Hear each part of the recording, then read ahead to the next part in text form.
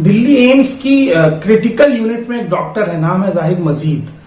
एक corona patient की हालत इतनी खराब थी एम्बुलेंस में कि डॉक्टर को ऐसा लगा कि अगर इसे तुरंत ऑक्सीजन नहीं मिली तो शायद ये मर जाए।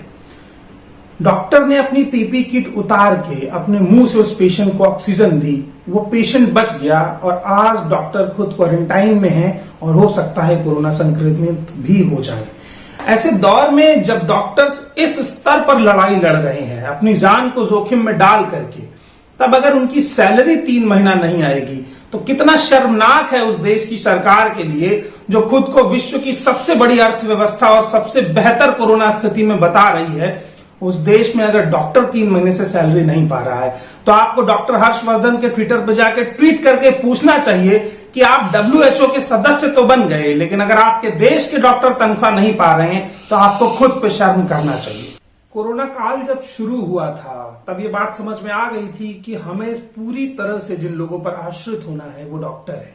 ऐसा कहा जाता है कि डॉक्टर भगवान का रूप होते हैं और कहा भी जाना चाहिए, क्योंकि जो इंसान जिंदगी बचाता है उसे भगवान का ही रूप माना जाए।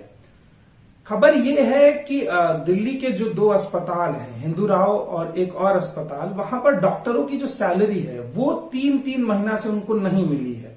डॉक्टरों ने कई तरीके के प्रोटेस्ट किए। डॉक्टरों ने ये तक कहा कि अगर अगले हफ्ते में सैलरी नहीं मिलती है तो हम इलाज बंद कर देंगे, लेकिन सुनवाई बेहतर तरीके से नहीं हुई। डॉक्टर अपने कर्तव्य से मजबूर थे, फिलहाल वो इलाज में लगे हुए हैं। 3 महीने तक अगर किसी डॉक्टर के परिवार को सैलरी नहीं मिलती और फिर भी वो इस दौर में जब कोरोना का खतरा सबसे ज्यादा है अस्पताल आ रहा है, तो आप समझिए कि देश कौन चला रहा है।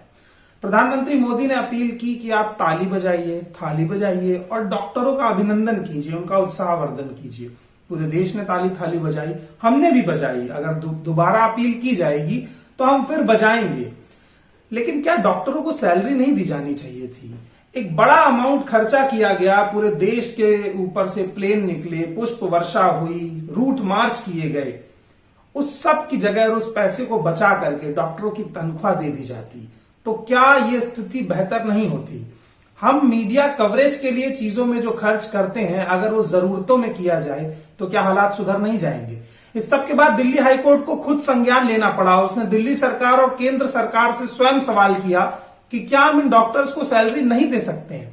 ऐसी क्या स्थिति आ गई है कि हम डॉक्टर्स को तनख्वाह नहीं दे पा रहे हैं 3 महीने तक?